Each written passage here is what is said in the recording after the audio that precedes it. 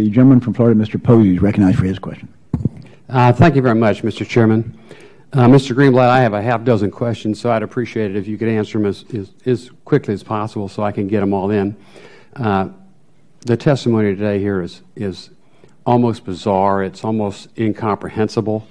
I know most people back home hopefully would find it hard to believe that things could be as corrupt as they appear to be. But just to set the record straight in my mind, what was the date that Mr. Horan officially retired from the National Weather Service?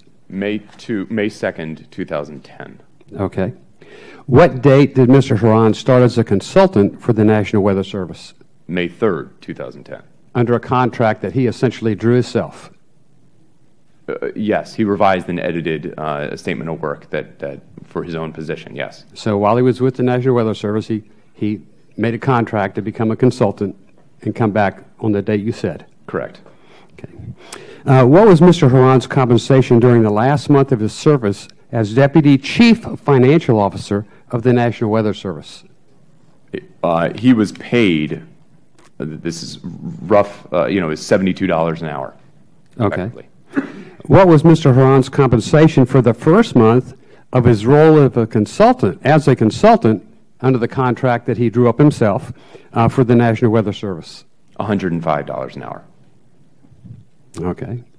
So Mr. Horan retired from the National Weather Service one day and walked back in the very next day as a consultant, making $3,000 more per month, with his housing being paid for, with essentially no change in his day-to-day responsibilities. I think it's generally a fair assessment, yes. I can go into more detail if you'd like. Okay, no, that's good. And the taxpayers essentially took a $457,000 hit for that bad behavior, which you have clearly documented, and you've cited the laws that were broken under the conflict of interest laws. And you took this information to the Department of Justice, and the Department of Justice refused to prosecute? It declined to pursue the matter, yes. Did they give any reason why they declined to prosecute?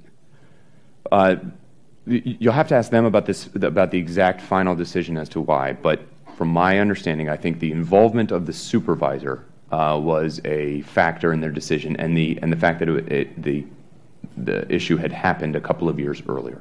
And how many employees at the National Weather Service would have their fingerprints on this? If I went back through all the gatekeepers that didn't do their job, all the checks and balances that are supposed to be in place to stop this kind of corruption, how many people had fingerprints on this if I was to go back and have everyone looked at? Sitting here right now, I would say the number is probably in the 5 or 6 range. Okay. It was not extensive. It was not 20 or 30 people involved. I think it was probably about 5 or 6. And the whistleblowers have indicated that this is customary behavior? Well, the witnesses that we met with told us in our sworn interviews that folks retiring and then coming back to the Weather Service was commonplace or words of that variety. Okay. Mr. Chairman, I want to thank you for bringing this to our attention. For too many years, this kind of behavior has been swept underneath the rug. And Mr. Greenblatt, I want to thank you for your honor and the way that you have represented the taxpayers back home, for your forthrightness, and I hope there's many more people like you out there.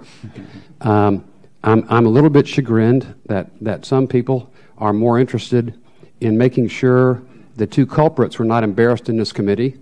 Of course, we heard the same kind of comments about Lois Lerner, how unfair it was to embarrass Lois Lerner, who clearly was corrupt as the day is long, targeting political enemies.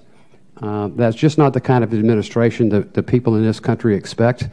And whatever it is that motivates you to do the job that you're doing, I just hope and pray for the future of our country and for future generations that there's more out there like you. God bless you. Thank you, Mr. Chairman. I yield back.